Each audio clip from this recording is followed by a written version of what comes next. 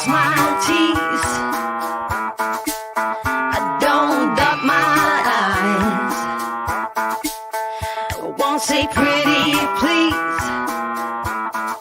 or speaking little white lies. I've got a rebel soul. I've got a rebel soul. I've got a rebel soul. I've got a rebel soul. Oh, just get down with it, down with it, down with it. Just get down. I ain't no thing that you can chain with a ring. And I ain't no price.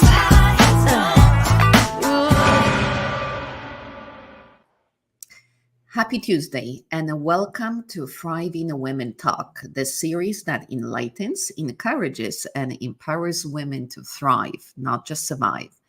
And today's thriving question is, what are the signs of a midlife crisis? If you're not familiar with this term, a midlife crisis is a transition of identity and self-confidence that can occur in middle-aged individuals. Our mission is to enlighten you on the signs, encourage you to take the time to reevaluate what is important in your life, and empower you by sharing impact stories of people that have thrived in midlife crisis. In our Thriving Women in Business segment, we invited Molly Sider. She's a host and certified life coach specializing in life transitions and change.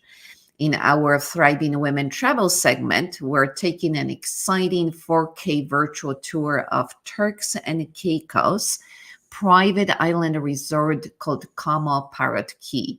So let's get started. Lots to uncover today. My name is Dagmar Fleming. I'm founder of Unlock Your Success mentorship programs for entrepreneurs who want to thrive and accelerate their growth. And I am streaming from Dallas, Texas with my wonderful co-host, Debbie Weaver Rochelle, who's also the CPO at the Thriving Women Network. And she's joining us live from Chicago, Illinois. So Debbie, today's topic is not something easy to talk about, but I think it's really necessary. So may I ask you, have you ever had a midlife crisis? And why is it important to take time to look at our life and maybe reevaluate where we are? That's an interesting question. I think, everybody goes through something in midlife. Women, men and women typically are a little different, but in women, with the physical and hormonal changes that happen that can cause physical and mental issues, emotional issues. There's the empty nest syndrome when your children leave home. And, there could be retirement, going from a working environment to being retired. There's just, there might be issues with your significant other, with your relationship with that person.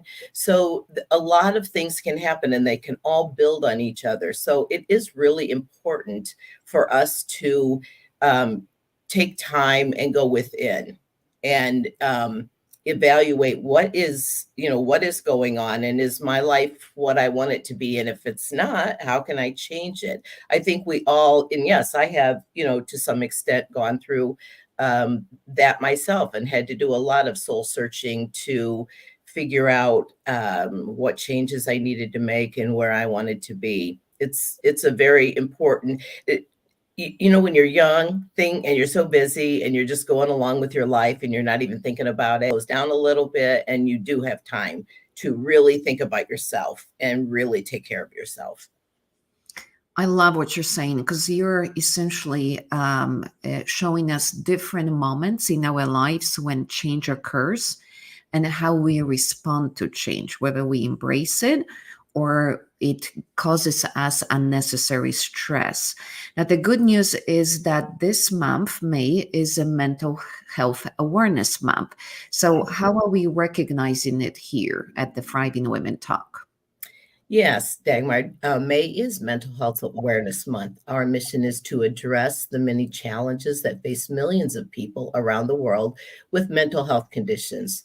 Throughout the month, organizations actively participate in this national movement, dedicated to eradicating stigmas, extending support, fostering public education and advocacy for policies that prioritize the well being of individuals and families affected by mental illness.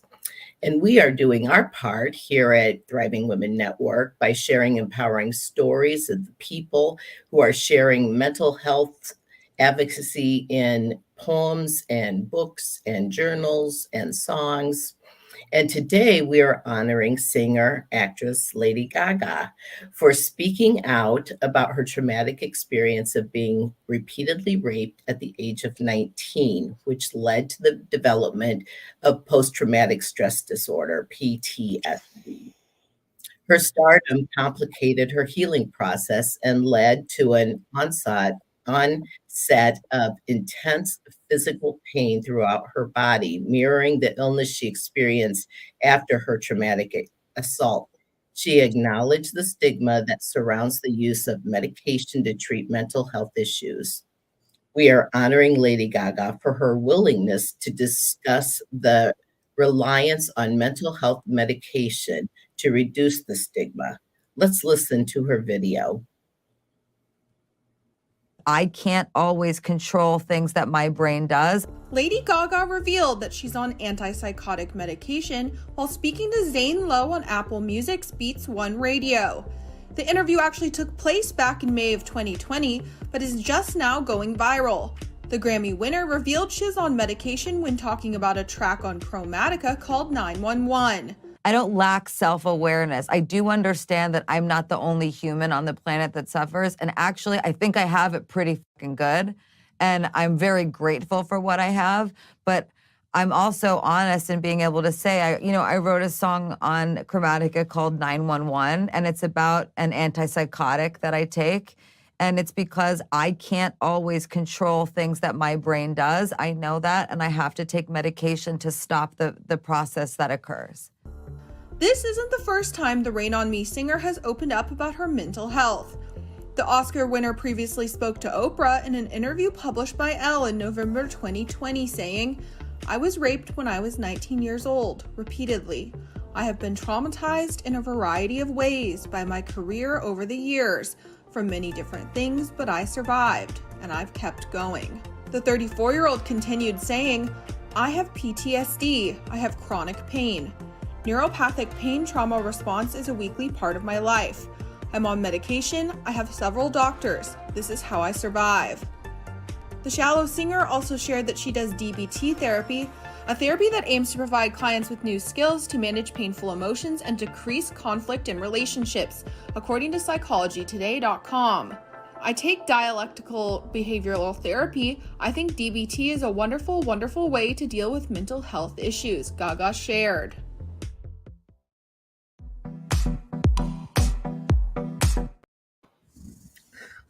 Wow.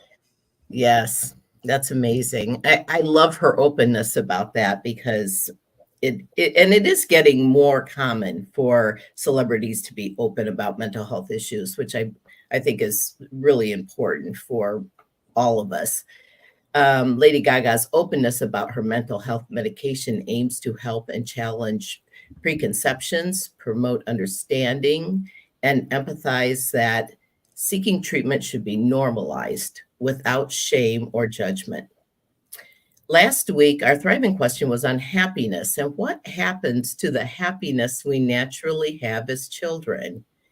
And we discussed how our happiness is weakened by our thoughts and our experiences. If we want to be happy, we must find the joy and contentment in life that we already have. Dagmar, why is it important to identify the symptoms of having a midlife crisis early? Well, sometimes it's actually confusing to know if you're just feeling depressed or you're experiencing a midlife crisis because the symptoms are very similar and can be easily confused with one another. So think of it, a midlife crisis is something that happens periodically. possibly last a shorter time, while depression can last longer and be more consistent. But either way, both conditions can be very emotional, confusing, and stressful, which is why it is good to understand the exact signs and symptoms and to get help when needed. So why don't we watch this enlightening video on the history of midlife crises? We've all heard of the midlife crisis. There are all kinds of stereotypical images that accompany this syndrome, including shiny red cars, facelifts, hair transplants. What we're actually talking about here is the phenomenon of the midpoint dip.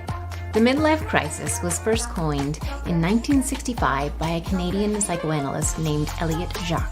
Jacques wrote that there are critical phases which have the character of change points, or periods of rapid transition. He came to that conclusion after observing the deaths of artists like Mozart, Raphael, Dante, and Gauguin.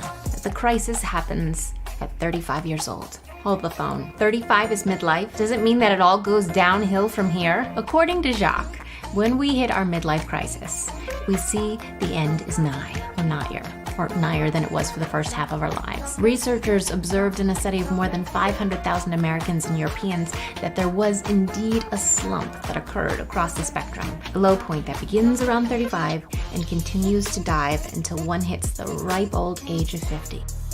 Additional studies confirm that in at least 72 countries, human beings have reported the same dip in life satisfaction, whether you're from Albania or Zimbabwe. But the midlife crisis isn't the only midpoint crisis. We humans have a midpoint problem. We encounter a midpoint turning point in all kinds of activities, whether you're running a race or saving for retirement or sitting in a meeting. Now, this moment can go one of two ways. You hit that midpoint in the meeting and suddenly you become laser focused, quit waffling around and get some actual work done. On the other hand, it might be that when you hit that midpoint, when you're dieting and say to hell with it and you go back to the pantry for 3 more of those Oreos, 3 more of those sleeves of Oreos, the struggle is real. You see the stretch in front of you and you begin to rethink your priorities. In Daniel Pink's book, When, he describes this moment as an oh no or an uh-oh. We slow down or we speed up.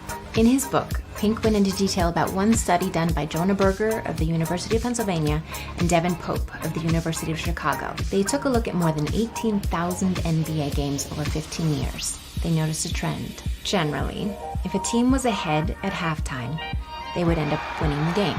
But there's one exception to the rule. If the team was behind by only 1 point, and they were the home team, they'd end up winning 58% of the time. And they'd come back with a vengeance, gaining momentum and scoring more points in the second half than the first. They could almost taste victory, and so they brought everything they had. So what do we do with all this? There's no conclusive evidence as to why we behave this way. It's just one of those odd human being things. But now that we know about it, let's take advantage of it. Do you feel yourself slowing down at the midpoint? Set yourself a mini midpoint goal. Allow yourself to almost taste victory. Reignite your drive by setting smaller, more manageable goals to get you past the hump. Sit down and clarify exactly why you're working for this, what it means to you, how your life would change, and how the lives of others would be improved if you reached this goal. But if you're one of those who gets pumped and energized at the midpoint, well, may the wind be always at your back, my friend. But here's where I'll leave you. Check out this chart. Remember that slump that happens at 50? Check out what happens afterwards. That slump is a moment in time, a crisis, but not a death sentence. So when we come to this midpoint, halfway through a personal project or a midlife realization or midway to saving for that vacation, whatever it might be, isolate this moment in time to ground you. And remember that if you keep on keeping, the good times are still to come. Thank you for watching. Please like and subscribe. Be well. What a very illuminating video. And I have to tell you, Debbie, as a success mindset coach, I do encounter a lot of clients that are in that midpoint wondering, is it all there is to life? And are they achieving all their dreams and goals? And I think the increase in midlife crisis is because in the pursuit of daily grind and all the duties and responsibilities, we somehow get lost in the process. And what's important gets diminished. So the time with the family, the development of our own dreams and hobbies are put on the back burner, and I think that contributes to this midlife crisis. So I really look forward to hearing from our guest later today on what happens and how we can transition out of it. But there's something that always helps when we're feeling blue, and that is going on a amazing vacation. So what wow destination we have for our viewers that might help when we're just not feeling very optimistic? Well, Dagmar, later in the show, we're going to take a virtual tour of Parrot Cay, a private island in the Caribbean, where you could definitely take time for yourself to relax and reevaluate some of that life passion and purpose that is eating at you. In fact, let's take a preview of a perfect day at Parrot Cay.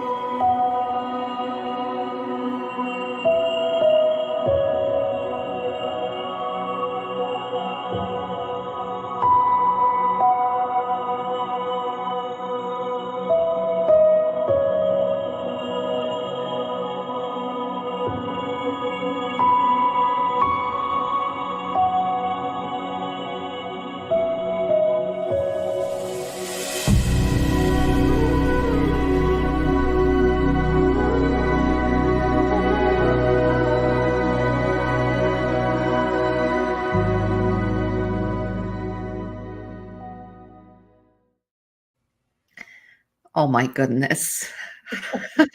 Yes, I've been aware of that resort for a while now, and that's my idea of a vacation. Debbie, I think I'm going to be out of the show and heading to the airport right now. But no, we have to come back to reality. So I feel like that was a meditation. I totally feel like I've just meditated just by watching that. yes, the music was amazing. Yeah. Well, when we come back, we will meet today's guest that will enlighten, encourage, and empower us on how to thrive. During our YouTube break, we will be enlightened by author Lindsay Agnes on the question, how do we know if we're going through a midlife crisis? Thriving Women Talk is sponsored by the Thriving Women University, an affiliate of the Thriving Women Network. If you want to produce a franchise shows, TWN provides the media network training, coaching, and mentoring. You can visit our website, thrivingwomennetwork.com, to learn more.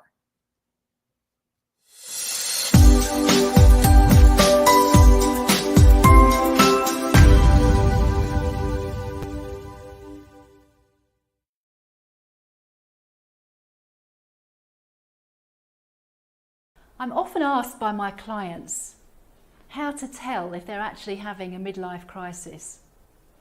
When we're young, we learn the script about how our lives will progress, whether this involves academic achievements, professional achievements, and/or getting married and raising a family.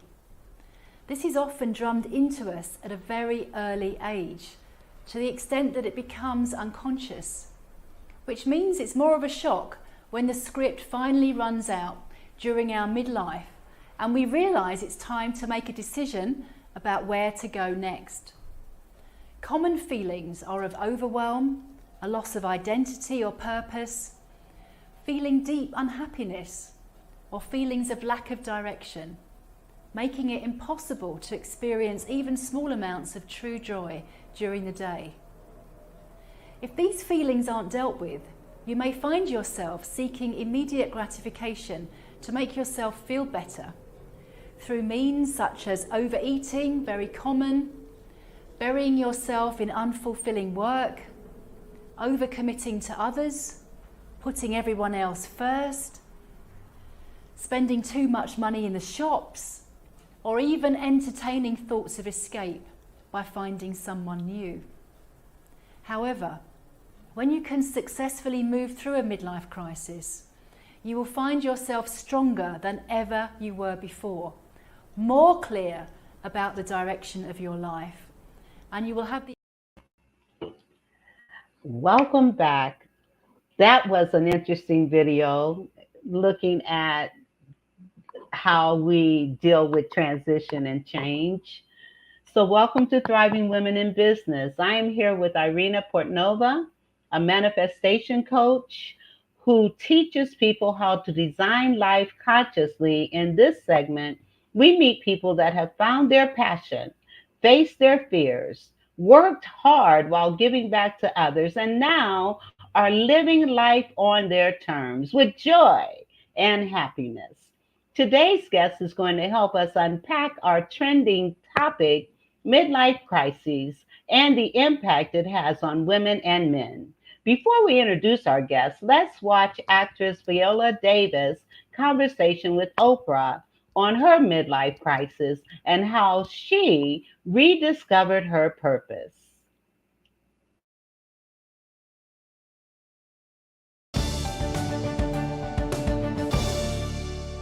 So to be able to carry this forward in this way, you know, there's a wonderful line in one of Maya Angelou's poems, I think it's the poem called Grandmothers, where she says, I come as one, I stand as 10,000.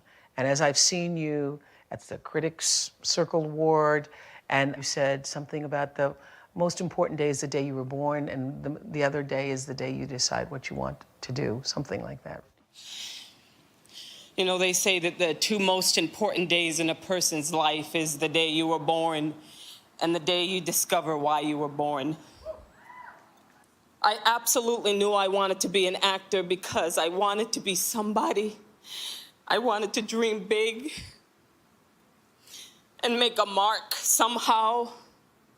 And that's something absolutely that Aibileen was not afforded. That's a tough one, too. I mean, I went through a horrible midlife crisis, you know, during doubt. I was just in a quandary. In your own doubt? In my own doubt. Really? I thought to myself, okay, I've kind of seen my dreams come true, but why don't I feel fulfilled? Because I was nominated and I worked with Meryl Streep, and I thought I should be happier than this. Yes. Yeah, I felt an emptiness. You did? I did. I didn't know that success felt that way. I imagined it to be more fulfilling. Oh. I didn't think that it would be as isolating, which it is, because not everyone is rooting for you. Mm-hmm. And I didn't imagine that it would come with so much responsibility. And it does. That all of a sudden, all eyes are on you. Uh-huh. And I didn't know that when you come to the midpoint in your life anyway, that there's a certain amount of disillusion that comes with that. And the disillusion is that all the things that you thought defined success and that could fill you up has been defined by other people and not so much by yourself, if that makes any sense. Makes all the sense to me. And so then you have to stop. Then you're there. You're right at the middle part of your life. So then you have to think, okay, Viola, really, what would make you happy? And that's really frightening, because the things that could make you happy may not look good to other people.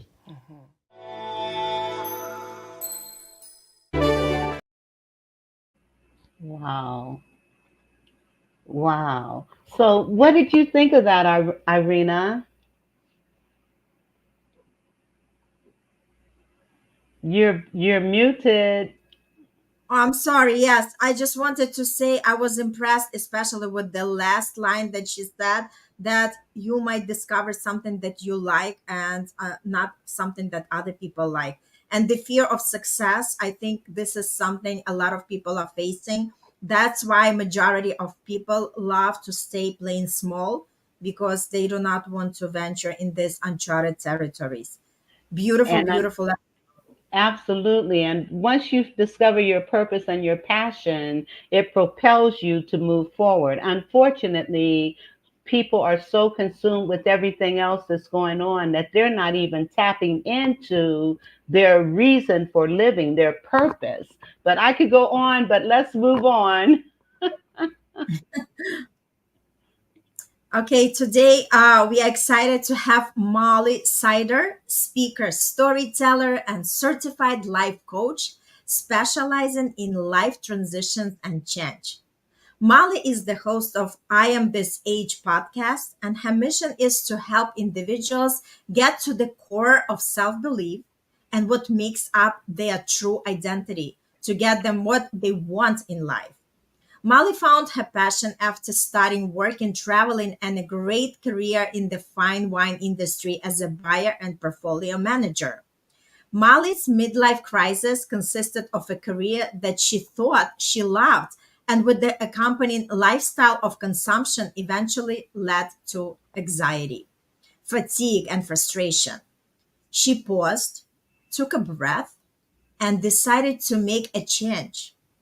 Her conviction for the healing powers of storytelling, curiosity, and yearning to consistently grow to be a better person convinced her to create safe, productive spaces where she can help others to do the same. Now, Molly has a life of balance, fun, and real wealth in every sense of the word. Molly, welcome. And can you please tell us your version of a midlife crisis and what were the signs? Yeah, first of all, thank you so much for having me. I love all these little videos. They're great and they're powerful, and I'm glad you're sharing them. Um, so, first of all, I don't love to say crisis. I think that there's already so much shame that people are going through in this time of life, and crisis feels um, just like an add-on to shame, because it's not it doesn't have to be a crisis.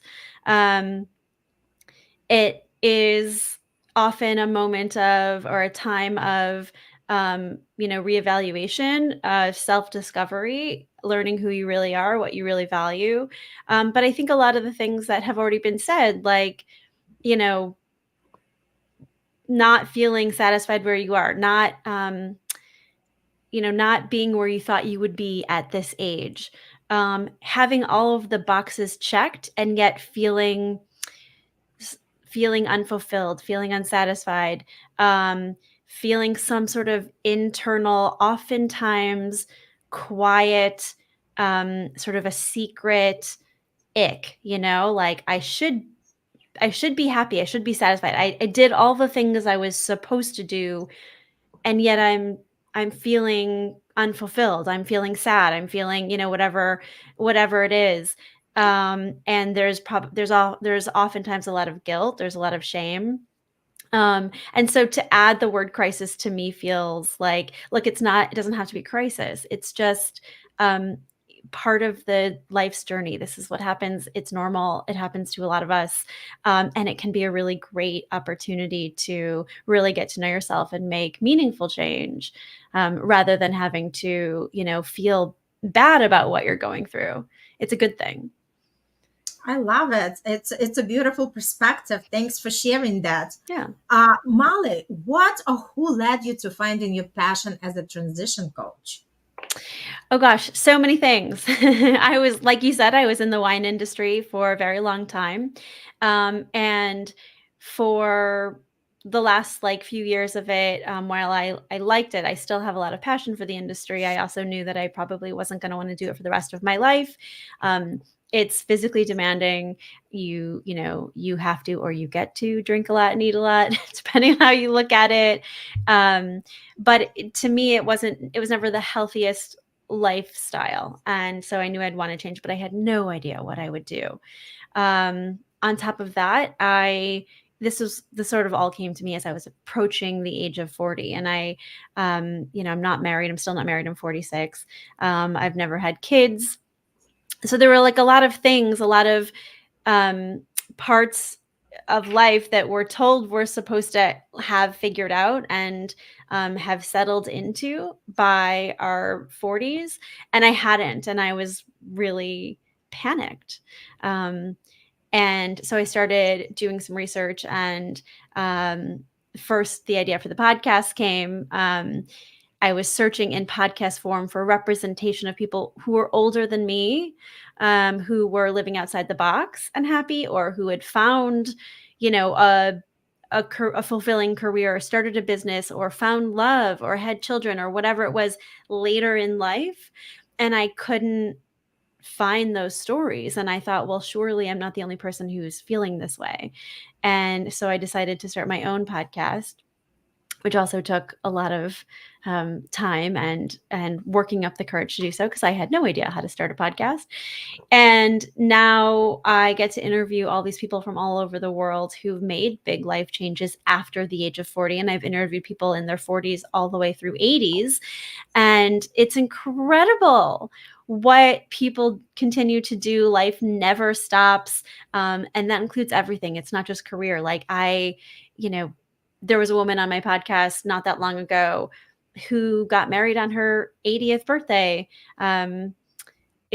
She had been in a relationship for 30 something years, and he had left her a couple years prior, and she wanted to find someone. And it was very important to her that it was marriage and not just a relationship.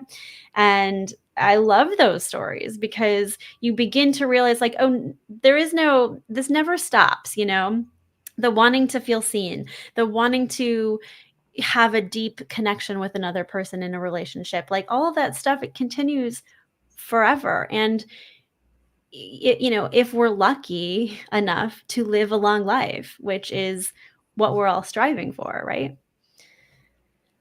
And that's interesting. You're either green and growing or ripe and rotten at any age.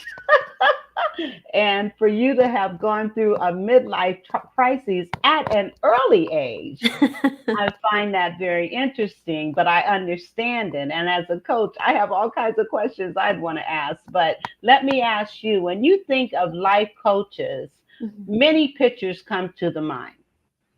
How would a transition coach empower a person during a midlife crisis? Yeah. So for me, what I specialize in is less about the here are the steps, or what are the steps you want to take, or where do you want to go, or let's set your goals. And it's more about mindset. What I specialize in is, really I'm a storyteller. I like to get people to talk and tell me their stories, because there's so much great information in there. And it's really the best way to begin to understand who you are as a person, to understand why you've made the choices you've made. Why did you have the job that you have? What's driving you? Why did you decide to get married if you are married? Why did you decide to have kids? Was it something that you really wanted, or is it something that somebody told you you're supposed to want? What are the reasons? Who are you at your core? Let's figure that out first. Because if you don't know that, it's going to be really hard to make future decisions that are actually going to fully fulfill you. Absolutely. Yeah. And also, I think I talk about identity a lot. I talk about it a lot with my clients. I talk about it a lot on my podcast. And I think so many people attach their identities to their career, to their relationship status, to their status as a parent. Do you have kids or do you not? You know, I am a mom, I am a wife, I am a whatever. And I just really encourage people, and I work with clients on this to figure out, like, who are you without all this stuff? Because we are not our successes. We're not our failures. Thank goodness. You know, we're not our relationship statuses. We're not our hobbies. We're none of those things. Those are things that we do and have. But why did you choose those things? What drove you to have those things? That's who you are. And when you know who you are at your core, then all of a sudden it becomes a lot easier to see the right direction for you and to make decisions that are really truly aligned with who you are at your core. But if you don't know those things, if you don't know who you are outside of your marriage, it's going to be really hard. And the other point to that is that, you know, what happens then when you lose a job or when you lose a relationship? Then who are you, right? So many people feel so lost if you get divorced. And this is not to say that there's not going to be mourning and grieving and it's going to be hard, because of course it will be. But if you know who you are at your core and your identity that is not attached to that relationship, it's going to be so much easier to bounce back. It's still going to be hard. It's still going to be sad, but it'll be a lot easier. So these are the types of things that I work on. I would also like to say I work on, and I love this part, is that I think there are different types of people and different types of brains, as we all know. And there are some people out there who are like, oh, that looks cool. That sounds interesting. I want to go do that thing over there. And then they just figure out how to do it and they go do it. Right. And then there are a lot of us who, and I am in this group, who see something or hear about something or, you know, have some interest and think, wow, wouldn't that be cool if I could? But that's just a fantasy. That'll never happen for me. Right. And it's just about how your brains work. So I love to work with people on how, you know, you basically having to change your brain first, figuring out, well, why don't you believe that that thing is possible for you? You know, why do you believe that that thing is possible for that person over there, but not for you? Let's get to the bottom of that first. Right. And then let's figure out how you can actually get to your new goal or your new path. But there's so much, and especially I think at midlife, I think, you know, leading up to midlife for so long, you're going through the motions that you've been told to go through. You know, we graduate high school. A lot of us go to college, not everybody.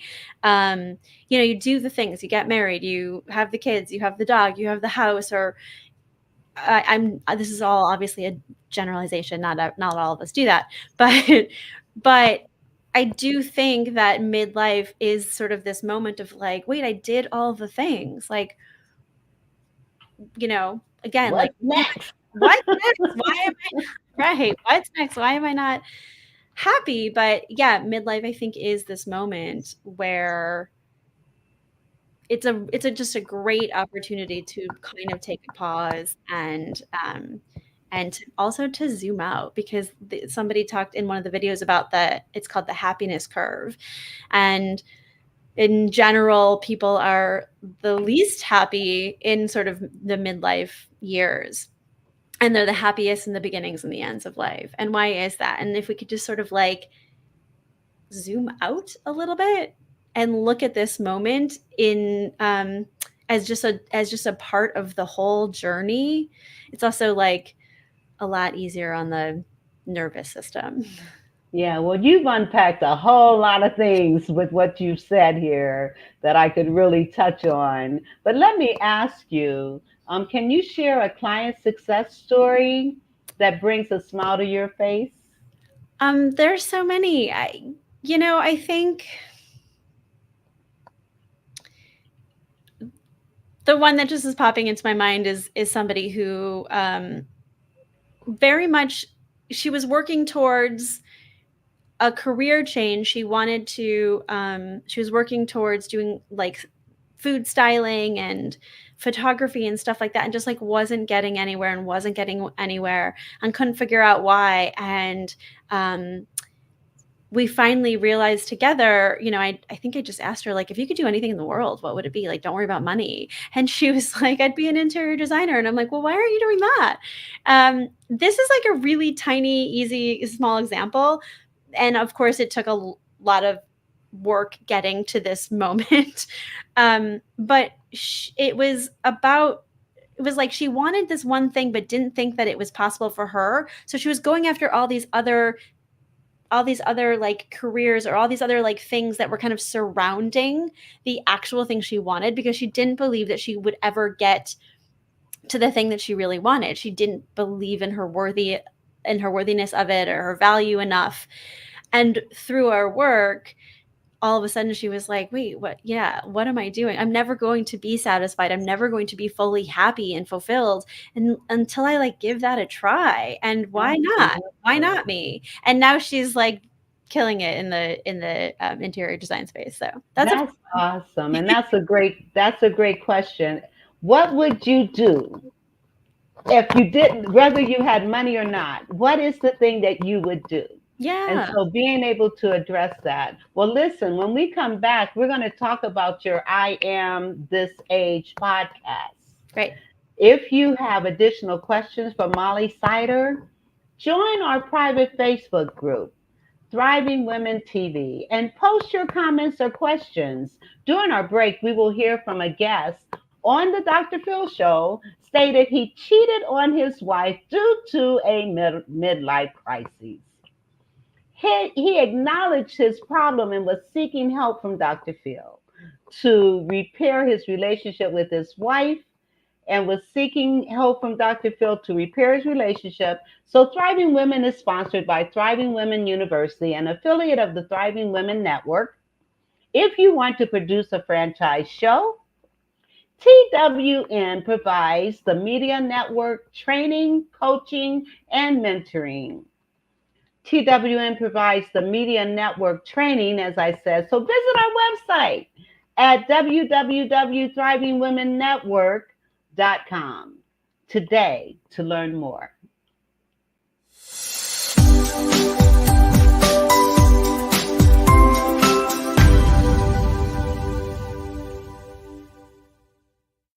Judy came to the house, knocked on the door. I didn't let her come in because there was someone else there. I thought it was odd he wasn't answering the door, but his truck was there.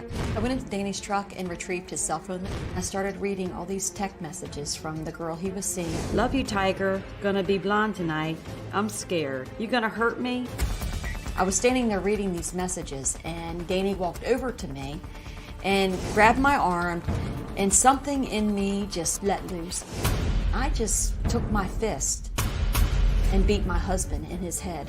She did hit me quite a few times upside the head and in the face. I got back in the car and I left and went to a parking place and just cried and screamed. I called 3 people to let them know that if I go to jail, please come bail me out, because my husband will probably press charges against me. Okay, I know why he's here. You want to put this back together? Absolutely. No question about it? No question. Whatever it takes, you want to put this back Whatever together? it takes. Even though you blew it up? Yes. Okay. Why are you here? I need help. I look at him and my heart loves him, but I'm so mad at him. So why did you do this? What happened? You just wake up stupid one morning? What Pretty happened? much, yes. Because that's how you describe it, right? You said, I don't know. I just... That feeling and mindset consumed me fairly quickly, and I had no idea what the definition of a midlife crisis was at that time. Well, what is that? You said you didn't know what midlife crisis was. I still don't know what that means. You hear it a lot, you see it a lot, but what is that? After the fact, after I'd read a lot of stuff she had put on the computer, it's a life-changing events, like getting out of a routine or a schedule, doing things you normally would not do. At that point, you said you wanted to live every day like it was your last. That's the feeling that you get. Days weren't long enough, he said. Right. Well, but they were long enough to get a mistress, and yours were long enough to get a PI. Yes. So that did eventually come, yes. Right. Now, you left her a note. Tell me about this note. At that point, I had begged my husband, threw myself at him, trying to save the marriage. And I come home one day and there was this note. Well, I have the note. You said, at one point, you said, quote, "I'm moving on with my life. I don't need your permission. I will do the divorce with or without your He permission. did say that. I suggest you move forward. Find a friend or whatever. Protect yourself and be careful." Did you have a girlfriend at that point? Yes. Yes. This year? I did. Yes. I know, because I left him a Valentine's card on the counter telling Well- him that I still loved him. He threw it away in the trash. I have every card that he's ever given me. 33 years worth. When he asked me for a divorce,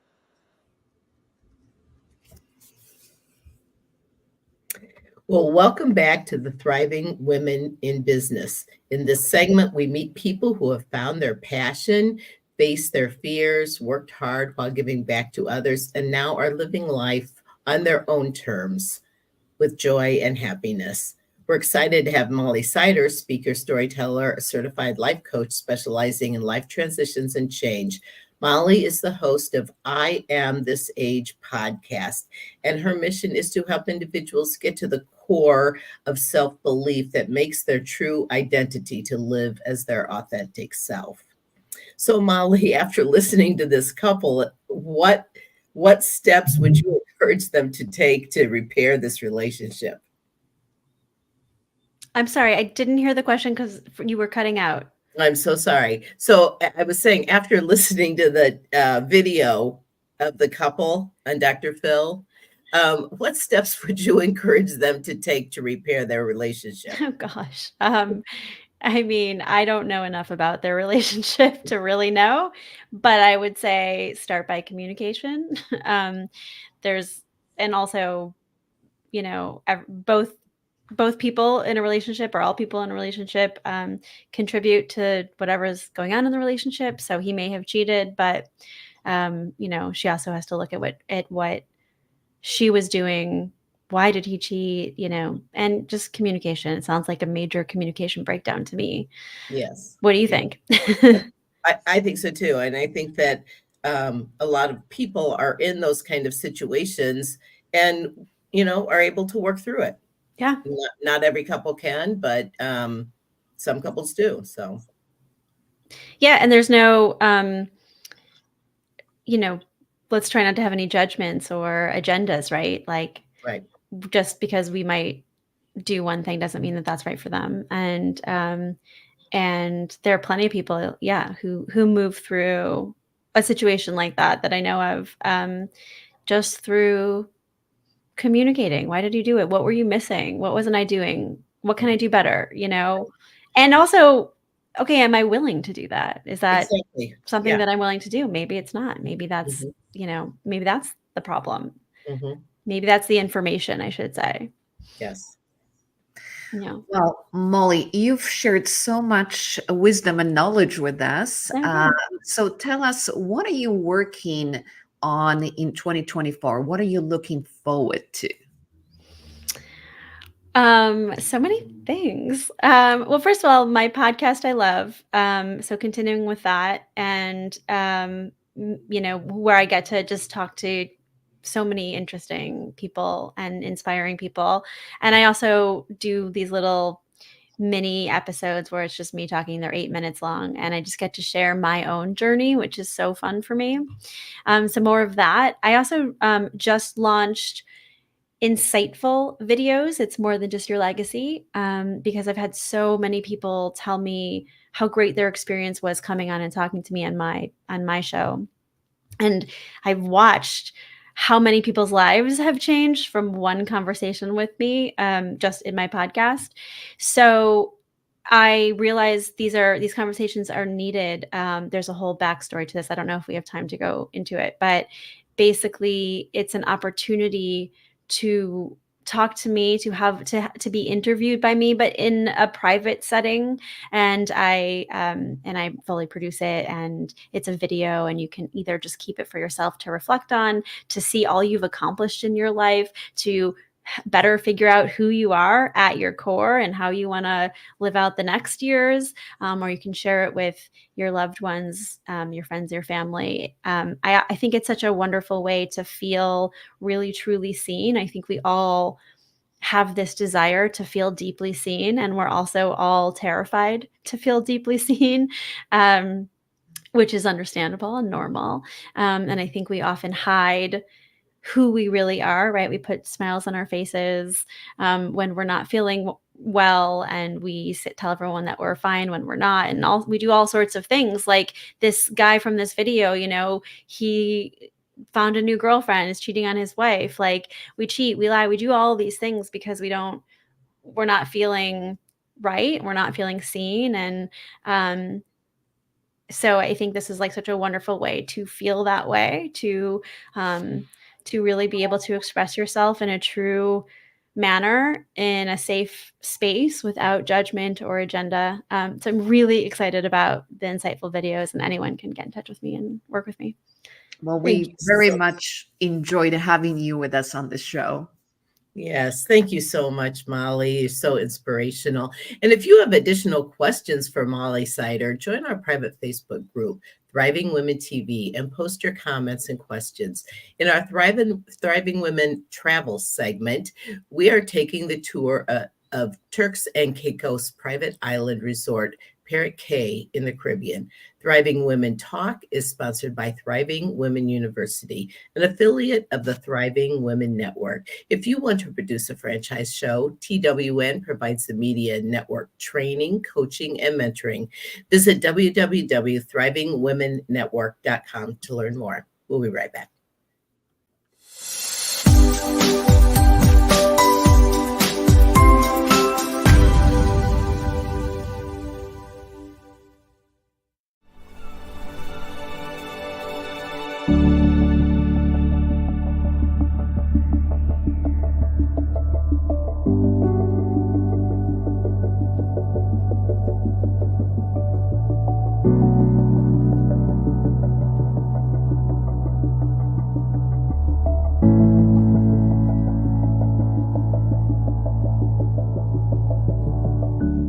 I'm Jessica Sarkin, Director of Sales and Marketing for Como Parrot Cay, a private island resort in the Turks and Caicos Islands.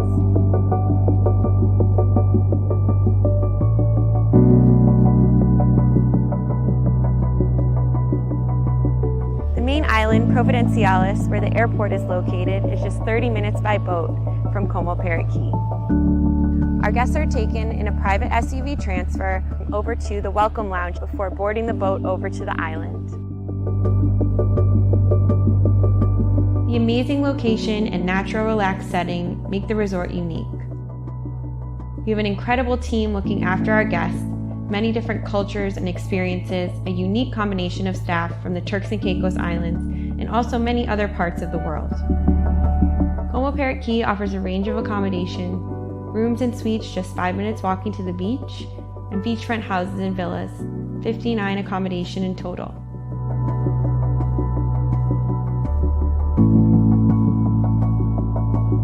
I'm here at one of my favorite houses, one of our new 2-bedroom beach houses. It has 2 king-bedded rooms with ensuite bathrooms, indoor and outdoor shower, a freestanding tub, living and dining room area, and then an amazing infinity pool that's just steps from the sea. We have stand-up paddleboards or kayaks to adventure on the sea or through the mangroves in the back of the island. Our guests can go out on one of our Wobie Cats with our water sports team. In addition to the beach, there are bikes to explore the island, visit our coconut grove or banana orchard, find a secluded stretch of beach. We also have tennis courts and our wellness opportunities. Guests enjoy our signature ginger tea looking out over the mangroves and nature reserve, or start the morning with Tai Chi, yoga, meditation in our pavilion.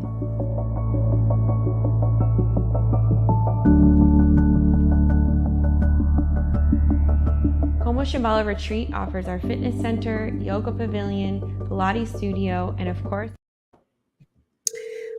Welcome to our Thriving Women Travel segment. Our mission each week is to enlighten, encourage, and empower you to plan your wow vacation to find our happiness. And we hope you enjoyed the tour of Como Parrot Key. Parrot Key by Como in the Turks and Caicos is the Northern Caribbean's private islands.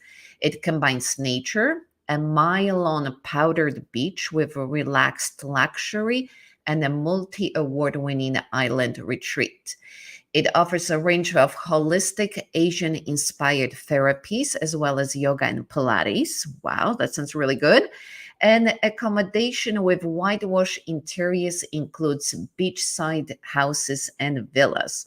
Water sports will complete your Parrot Key experience. Irina, is this on your list?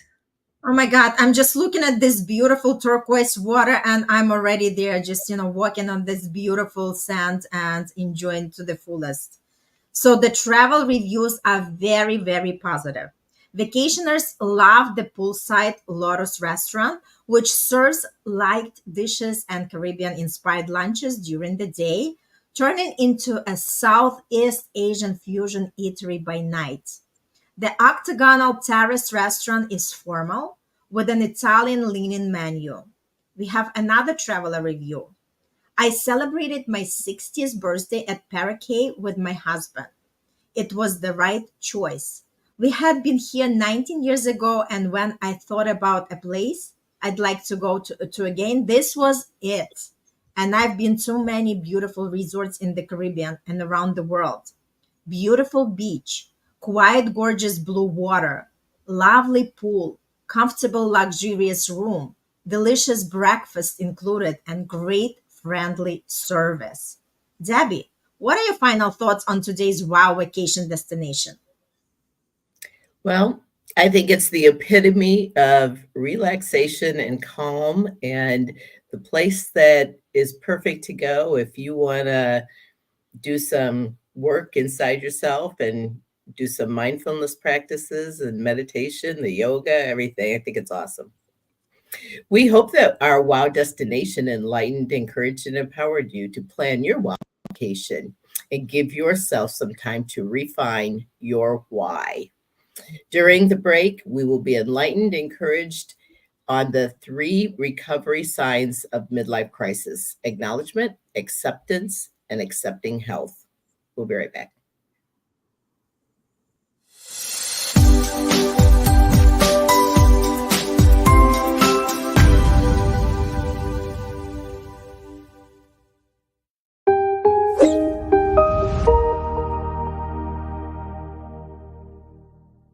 What am I doing with my life? The battle cry of the midlife crisis. A midlife crisis happens when a person reaches their 40s and starts reevaluating their life and purpose. What follows can be described as existential panic, which can cause that crippling crisis. It can make a person act out of character, fall into depression, splurge and spend recklessly, or even withdraw from friends and family. If this is happening to someone you love, you might be wondering when it will end. That's where we come in. Let's look at the signs that a midlife crisis is coming to an end. Acknowledgement. The first step, they start communicating their feelings to you and acknowledging their change of behavior. Acknowledgement of potential harm is a clear sign that the midlife crisis is heading towards the end. Acceptance. The second step is accepting the emotional turmoil and admitting that they haven't handled it in the most productive way. Acknowledgement followed by acceptance will make for an easier transition to the final stage of this crisis. Seeking help. So, how does a midlife crisis end? A midlife crisis ends when the person going through it acknowledges the behavior, accepts the responsibility, and seeks help in the form of therapy. Therapy is not a quick fix to a crisis, but it's the last and deeply important step in unpacking the panic which caused the issues. Over time, therapy will help them live with themselves and make peace with their life's path.